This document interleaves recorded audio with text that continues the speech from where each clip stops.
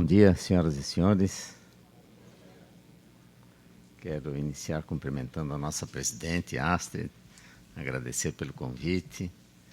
A Astrid integra o nosso Conselho de Governança do Movimento Indústria pela Educação e tem sempre nos ajudado muito com suas ponderações e contribuições para que possamos realmente cada vez melhorar mais o trabalho que estamos fazendo pela educação em Santa Catarina. Quero cumprimentar o professor Roque, secretário de Educação aqui de Joinville, e peço que transmita o prefeito Udo também o nosso abraço. Temos aqui em Joinville sempre contado com muito apoio do município. E cumprimento também o professor Rodolfo Pinto da Luz, né, que também tem sido um parceiro muito ativo das nossas ações no movimento. Ainda na semana passada mediou um painel no nosso 3º Seminário Internacional de Educação que realizamos na Fiesc. Astrid, agradeço muito a oportunidade de estar aqui, conversar um pouco com os professores, secretários de Educação e quero também cumprimentar pela iniciativa de realizar este encontro num período em que muitos estão encolhidos, né? Nós estamos, como todos sabemos, passando por um período difícil, tanto sob o ponto de vista político como econômico no país e também com reflexos no campo social, uma vez que o desemprego tem crescido muito, mas provavelmente a pior decisão que podemos tomar é não fazer nada. É dizer, bom, vamos aguardar que a crise passe. Nós que temos a responsabilidade de dirigir, né, a área da educação, como é o caso das senhoras e dos senhores, nós temos que dar o exemplo, né? Mostrar que nós somos maiores do que a crise, né? Que nós podemos vencer a crise e, ao contrário de deixar que a crise paute a nossa agenda, nós é que temos que fazer uma agenda positiva para ajudar o nosso Estado, nossa cidade, o Estado, nosso país a sair mais rapidamente da crise, né? A esperança que temos é que o Brasil, né, possa aproveitar as lições desse momento difícil que estamos passando para construir um país que no futuro venha a ser mais justo e mais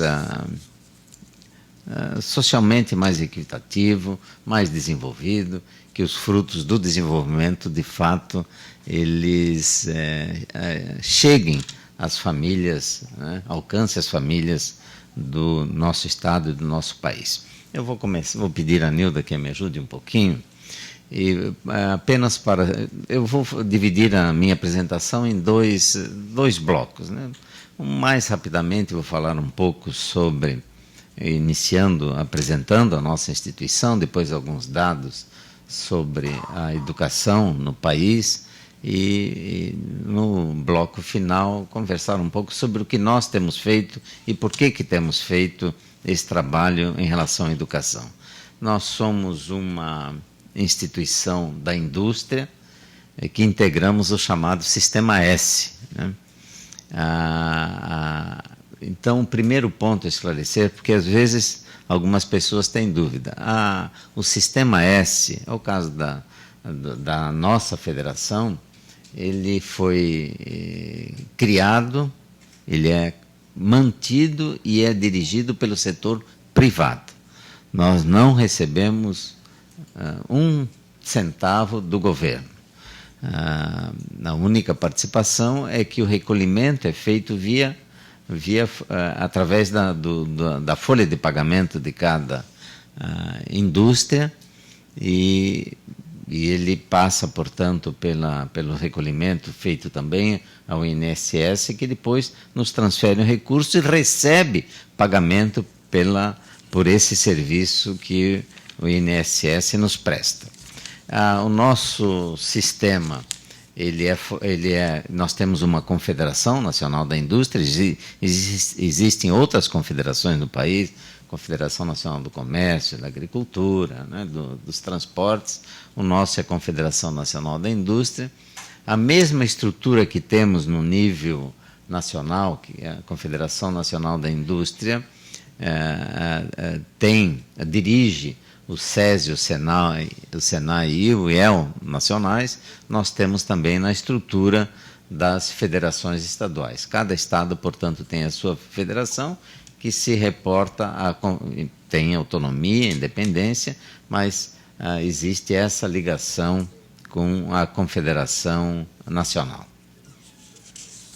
No caso do Brasil, nós somos quase 600 mil indústrias no país, temos 12 milhões de trabalhadores na indústria brasileira e temos 1.200 sindicatos patronais, isto é, sindicatos que foram criados e são dirigidos pelos industriais, né? Portanto, quem é associado à Fiesc são os sindicatos das indústrias aqui em Santa Catarina, assim como os sindicatos, essas indústrias que são filiadas, essas federações que são filiadas a companhias, à confederação. E no caso de Santa Catarina, nós temos 800 mil, pouco mais de 800 mil trabalhadores no setor industrial, temos 141 sindicatos, nós somos o estado brasileiro que possui o maior número de sindicatos industriais no país em termos absolutos. Nós temos mais sindicatos do que São Paulo, do que Rio, do que Minas Gerais, Paraná, Rio Grande do Sul.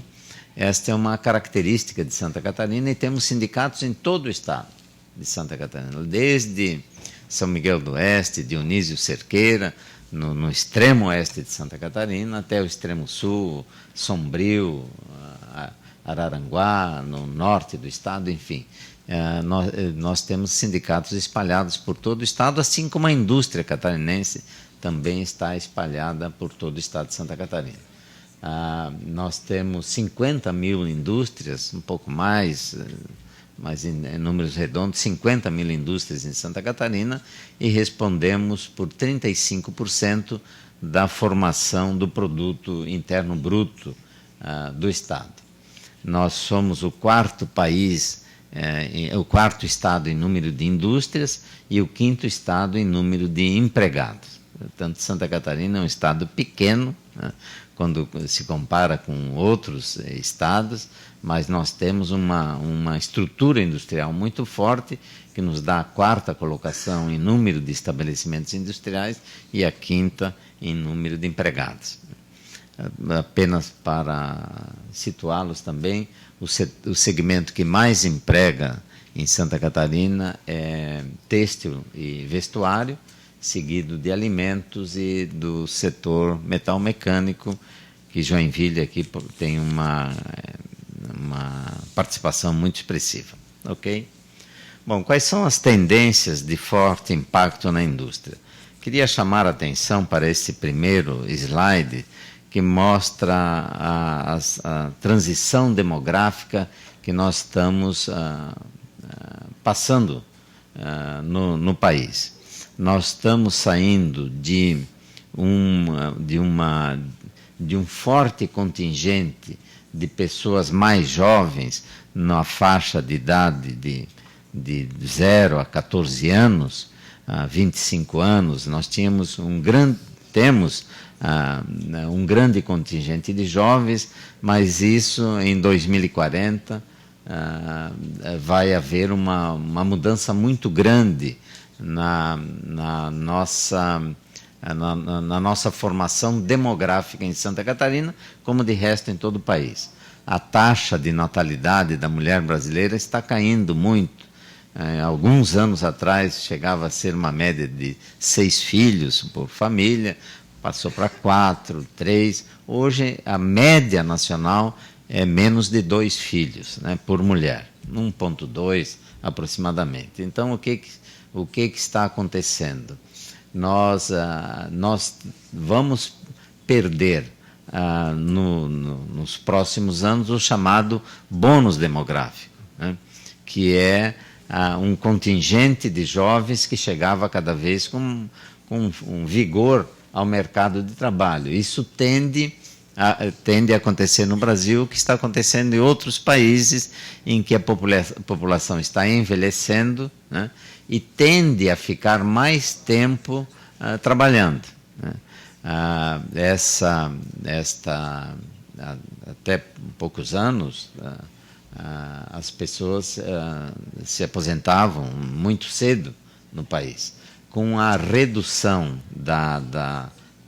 dos jovens que chegam ao mercado do trabalho, a tendência é das pessoas ficarem mais tempo trabalhando. Por que isso é importante para nós que trabalhamos com educação? Porque as pessoas vão precisar se reciclar continuamente, né? Quem está no trabalho, ele não será suficiente o curso que fez, a graduação que fez para entrar no mercado de trabalho, mas o fato de que vai se exigir dessas pessoas mais tempo trabalhando, significa que elas terão que ser treinadas, capacitadas, atualizadas tecnologicamente durante um período mais longo da sua vida. Eu sempre faço referência a uma visita que fizemos à BMW antes dela se instalar aqui em Santa Catarina. Nós tivemos 2, 3 vezes na BMW, o nosso pessoal do SESI, Senai, porque desde o início começamos a manter um contato muito grande com a BMW, que queria ver quais são as condições do pessoal que iria trazer da Alemanha, né, em termos de educação para os seus filhos, em termos de saúde para os trabalhadores, enfim. E numa dessas visitas, o nosso grupo passou por uma sala de aula, por uma sala onde tinham várias pessoas de idade ouvindo uma palestra, e o nosso superintendente perguntou, como é muito comum ainda aqui no Brasil, vocês estão preparando o pessoal para a aposentadoria? E a resposta, não, estamos preparando para ficarem mais 10, 15 anos trabalhando conosco. Essa é a mudança, né, que já está chegando no Brasil, mesmo no setor público. Nós estamos acompanhando já o aumento do limite de idade. Tinha que se aposentar obrigatoriamente com 70 anos, agora já passou para 75, né, em várias posições, é isso. Também como uma decorrência da melhoria das condições de saúde das pessoas. Hoje as pessoas envelhecem com uma condição de saúde muito melhor do que aquelas que, né, tinham os nossos pais, nossos avós, né, pela evolução natural da medicina. Uma outra, uma questão importante é que nós ainda, no Brasil, sofremos um impacto, as consequências da baixa qualidade da educação, que ainda tem um reflexo, não tem um reflexo positivo que deveria ter nas condições de vida da nossa população. Aqui nós mostramos que o investimento, bom investimento em educação, tem uma taxa de retorno bastante atraente, né? Consideramos isso em termos de o retorno referente a uma educação de qualidade. Nós vamos mostrar mais adiante que estudos do professor que recebeu o Prêmio Nobel de Economia mostra como é importante o investimento em educação para que a sociedade possa ter um retorno mais expressivo. A baixa qualidade, no entanto, são duas coisas que afetam a nossa produtividade. Uma é a questão da baixa qualidade e outra, as dificuldades que os trabalhadores, num passado um pouco mais distante, tinham de fato de se qualificar, né? Então, isto hoje está trazendo um impacto bastante grande nas condições de trabalho e na competitividade da indústria brasileira, né? o mundo, de uma certa forma, nos últimos anos, surfou o que se pode chamar uma onda de explosão populacional, né? Todos os países, a produtividade se dava, a melhoria da produtividade se dava, em geral, mais pelo aumento do contingente dos trabalhadores do que pelo desempenho individual de cada um desses trabalhadores. Agora, a taxa de natalidade, como eu falei, está em queda em todo o mundo, e o mundo que cresceu, né, numa taxa elevada nos últimos anos, um crescimento médio de 3,5% ao ano, esse crescimento tende a não se repetir nos próximos anos em função dessa mudança na composição demográfica da população. Há um estudo muito interessante da McKinsey, que é uma consultora internacional, que mostra que, se não houver um aumento significativo da produtividade do trabalhador, as taxas de crescimento nos próximos anos tendem a ter uma redução de 40% aproximadamente em relação ao que se crescia até então. E no Brasil a situação tem uma certa gravidade, né, quando comparamos com outros países. Em 1964, a produtividade de um trabalhador brasileiro equivalia a 20% apenas de um trabalhador americano. Quer dizer, o que significa isso? Nós precisávamos de 5 trabalhadores para realizar o que um trabalhador americano realizava, para dar a mesma contribuição que um trabalhador americano. A nossa produtividade cresceu nos últimos anos, teve um crescimento, mas acontece que a produtividade do trabalhador americano também cresceu, né? Então, nos últimos anos, embora tivesse crescido, nós mantemos ainda a mesma posição relativa. Ainda precisamos no Brasil entre 4,5 a 5 trabalhadores para realizar o mesmo que realiza um trabalhador americano. É claro que isso não se deve apenas à educação, também nós temos que considerar os equipamentos, toda a estrutura que se coloca à disposição do trabalhador, mas se calcula que 1/3, um pouco mais, se deve ao nível de escolaridade do trabalhador. Para os senhores terem uma ideia de como é importante a educação, nesse mesmo período, em 1964, a produtividade de um trabalhador chinês equivalia a apenas 2% do trabalhador americano. Mas de lá para cá cresceu 20 vezes, e hoje a produtividade de um trabalhador chinês equivale à de um trabalhador brasileiro. E a China, todas as avaliações indicam que rapidamente o trabalhador chinês vai ser mais produtivo que o trabalhador brasileiro. E nós sabemos que há 50 anos atrás, quem participou do nosso seminário internacional, nós trouxemos um professor para nos relatar a experiência da China. Ele dizia que 50 anos atrás a população chinesa era praticamente analfabeta. Em 50 anos eles fizeram uma revolução educacional que coloca a China hoje entre um dos principais países em termos de educação. Nessa época, em 1964, o PIB per capita de um chinês correspondia a apenas 10% do PIB per capita brasileiro, e hoje é equivalente. Isso significa que um trabalhador brasileiro que era 10 vezes mais rico que um chinês, hoje eles têm a mesma posição em termos de riqueza. Aqui nós passamos aí alguns dados sobre o ranking de passamos aí sobre a produtividade, né? E também o ranking de competitividade. Nós verificamos, volta só um pouquinho, nós verificamos que o país não está bem posicionado, né?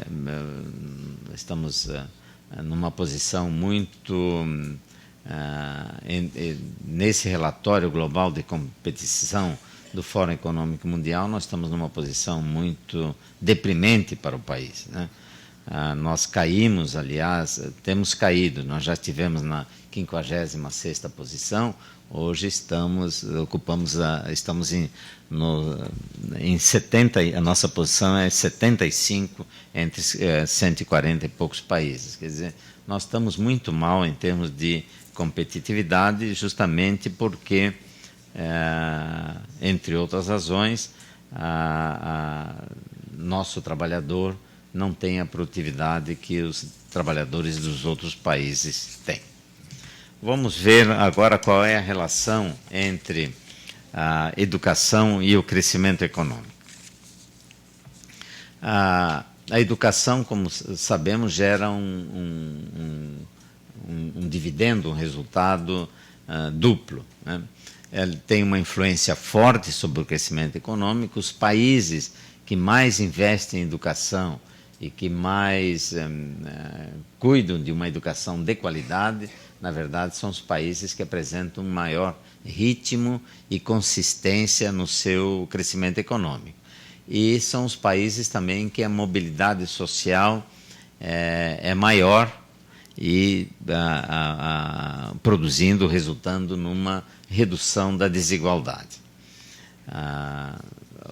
Aqui é um dado apresentado pelo Centro de Estudos em Crescimento e Desenvolvimento Econômico da Fundação Getúlio Vargas, que indica que nós seríamos 40% mais ricos se tivéssemos a mesma escolaridade coreana, né? Então, mostra bem a importância e o peso da educação no desenvolvimento de um país. Ok? Em 1990, o Brasil tinha o mesmo percentual de analfabetos em relação aos Estados Unidos. Aliás, nós temos hoje o contingente de analfabetos que os Estados Unidos tinha em 1990. Quer dizer, nós estamos atrasados em relação aos Estados Unidos em 25 anos, aproximadamente, né? Mantemos hoje a taxa de analfabetismo funcional, o chamado analfabetismo funcional, aquela correspondente ao que os Estados Unidos tinham em 1900, aliás, são 125 anos, né? 115 anos. Nós estamos 100 anos, mais de 100 anos atrasados em relação aos Estados Unidos. Quase 20% da nossa população ainda é considerada analfabeta, né? Temos uma escolaridade inferior ao que os Estados Unidos tinham em 1950 e os senhores acompanham bem o nosso desempenho no PISA, sempre é um desempenho bastante ruim quando se compara com outros países. Vamos passar rapidamente, aqui está a questão do PISA, a nossa posição em termos de leitura, de matemática e de ciência, quando comparado, por exemplo, com a Coreia do Sul, com a Finlândia, com o próprio Chile, nós estamos muito atrás desses países. O nosso nível de escolaridade de adultos também estamos muito abaixo dos países, da média dos países da Organização Econômica para o Desenvolvimento, OSCE.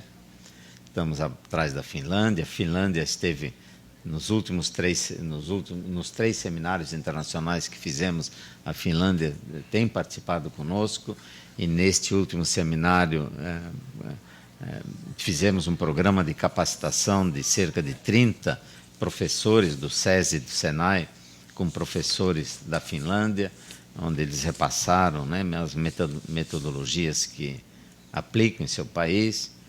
Aqui são dados com os melhores resultados em termos de competitividade e inovação. Vamos em frente. Falar um pouco agora sobre o cenário da educação brasileira. Aqui são os anos, a média de escolaridade de adultos com 25 anos ou mais.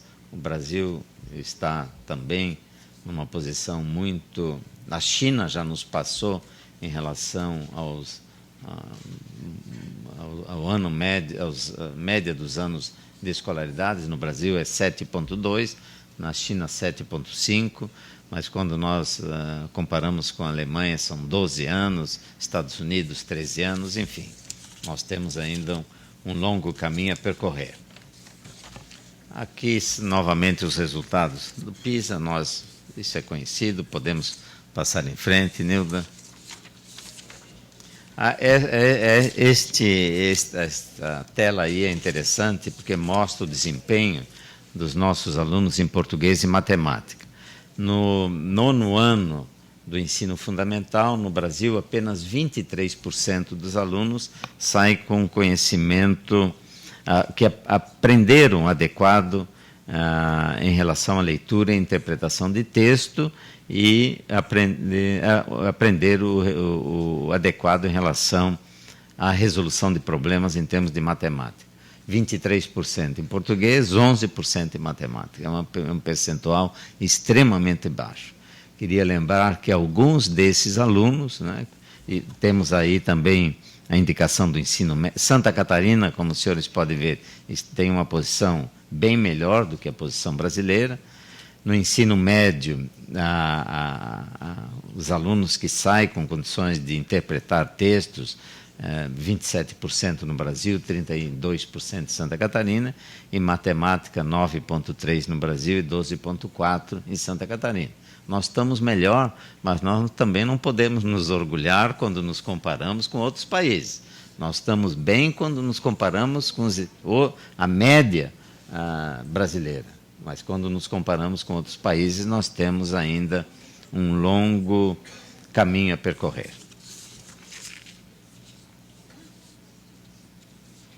Ok? Bom, o que nos levou a criar em Santa Catarina o movimento A Indústria pela Educação? Primeiro, esse quadro geral da educação, né? Segundo, nós constatamos que 45% dos trabalhadores da indústria não têm ainda o ensino básico completo, né? Então, isso foi realmente um choque quando nós fomos estudar essa questão, relacionando com a produtividade do trabalhador catarinense, verificamos que um grande percentual de trabalhadores ainda não tinham ensino básico completo.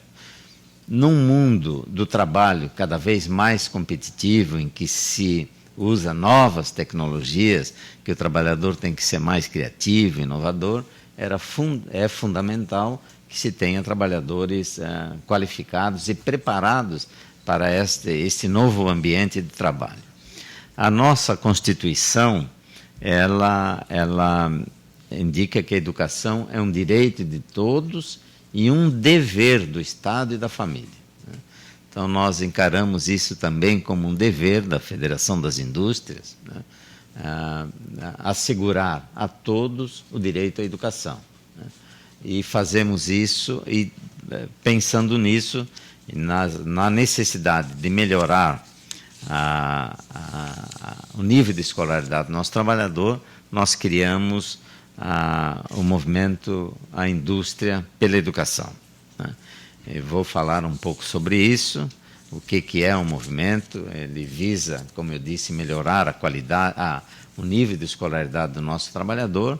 Nós percorremos todo o estado de Santa Catarina, em todas as 16 regiões onde a Fiesc tem vice-presidências regionais. Nós temos desde São Miguel do Oeste ao extremo sul, norte, leste, e fomos levar essa mensagem da necessidade de nós trabalharmos a educação.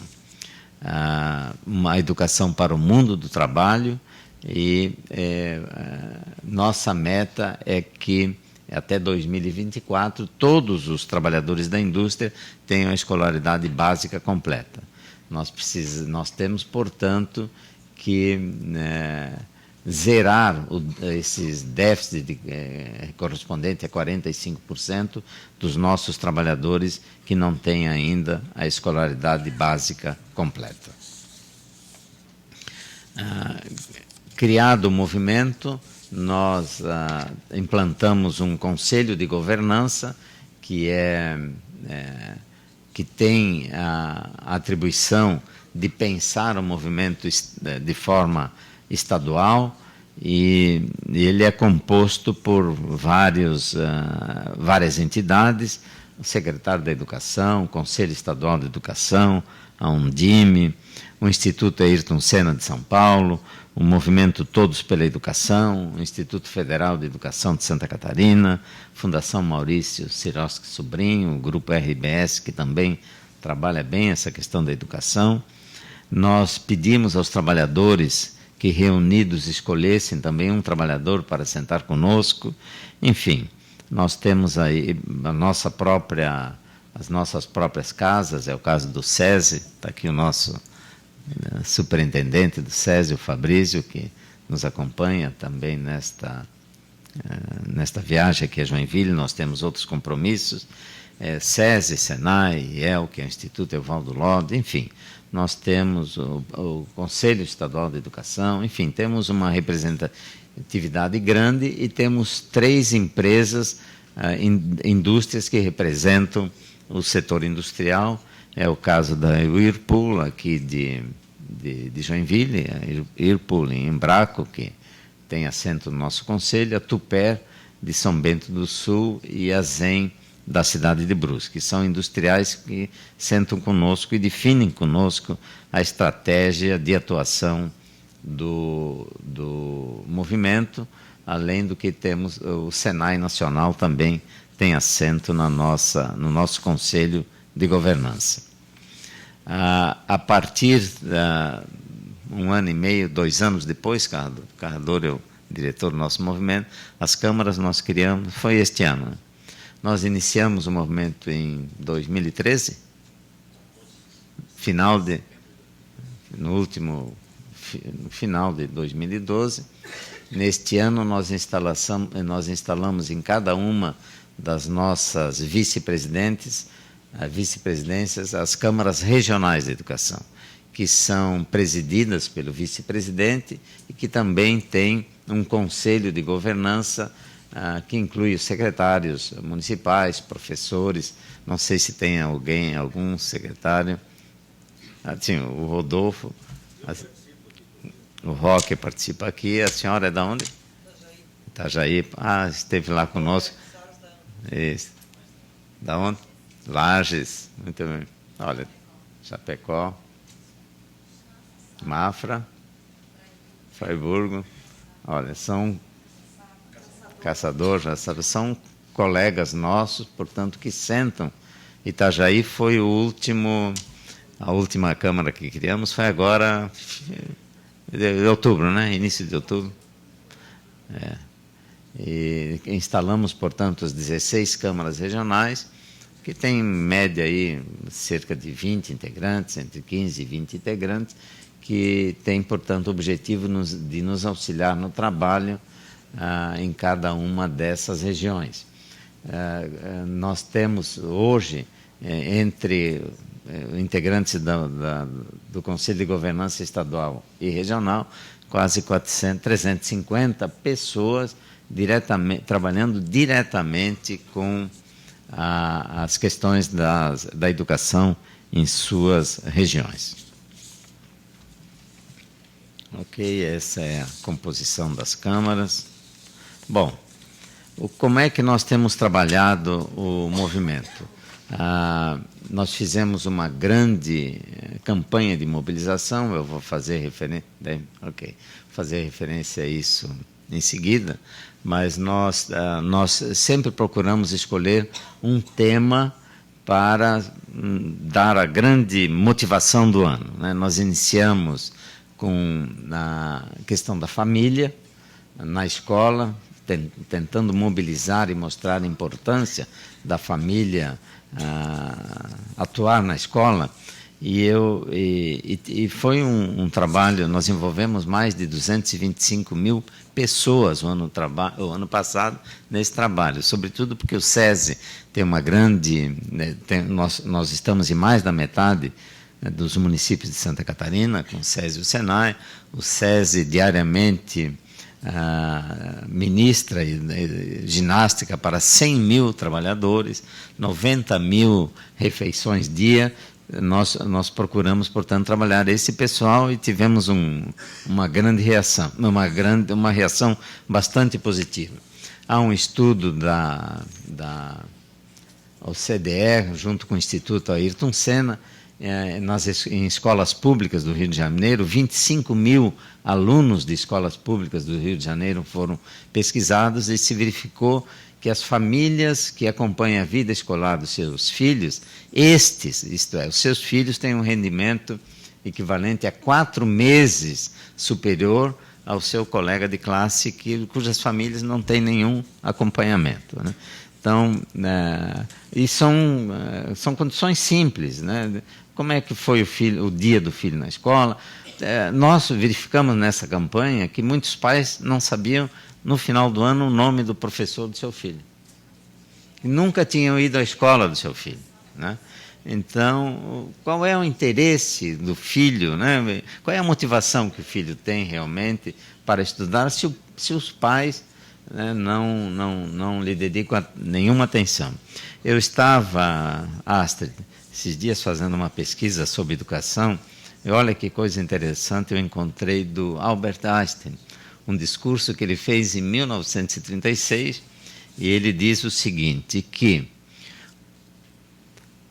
falando sobre a escola, né? A escola sempre foi o mais importante meio de transferência da riqueza da tradição de uma geração para a seguinte.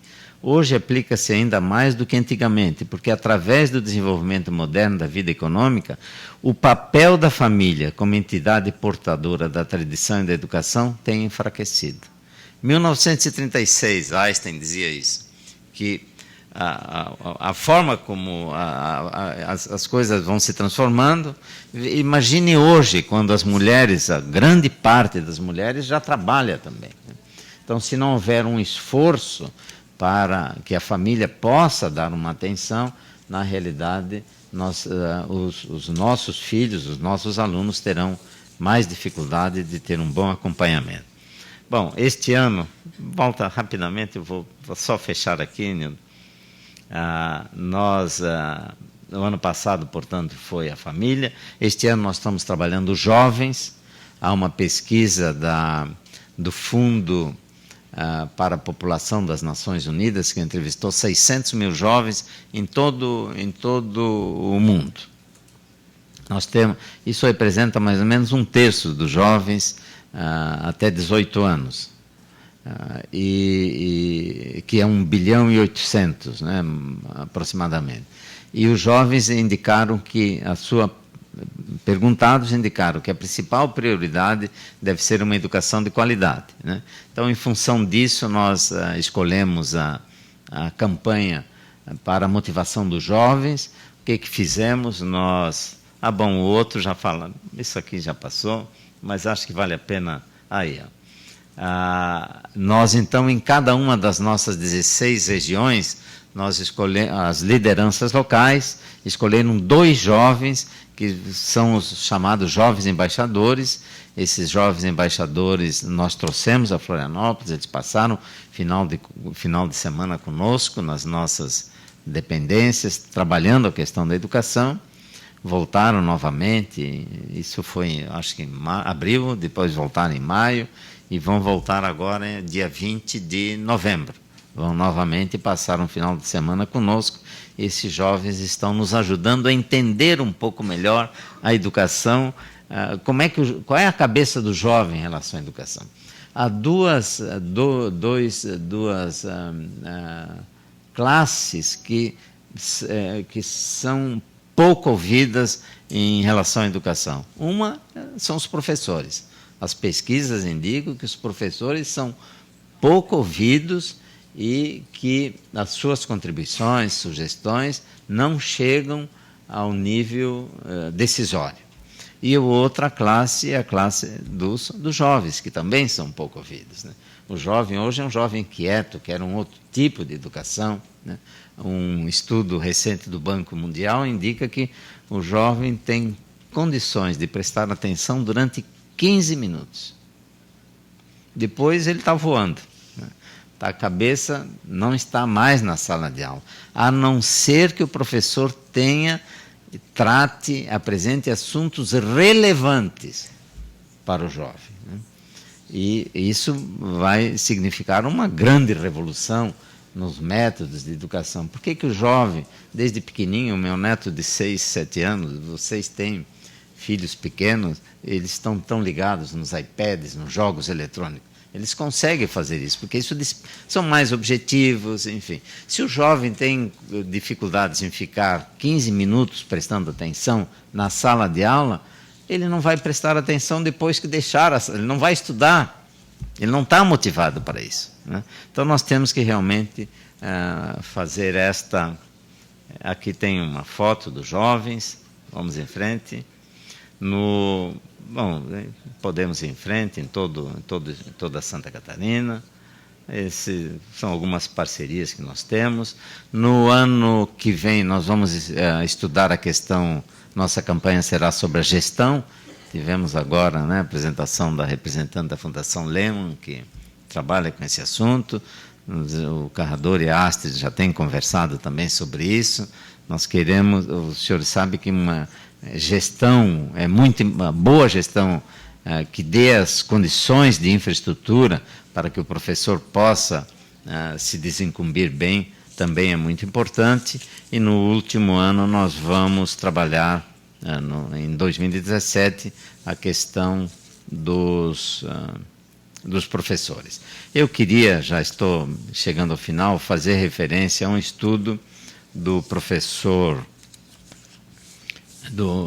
um professor que ganhou o Prêmio Nobel de Economia, falando sobre educação. E ele diz que ele chegou à conclusão que a educação, a importância da educação, a ênfase que os países, os estados devem dar à educação, deve ser sobretudo na primeira infância. Os dados da Unicef mostram que os filhos de mães que têm um nível de escolaridade baixo têm mais chance de morrer antes dos 3 anos de idade, quando se comparam com as mães que têm um nível de escolaridade maior. Esse professor, James Hackman, ele estudou a questão da educação nos primeiros níveis e concluiu nos seus estudos, que lhe deu esse título de Prêmio Nobel, que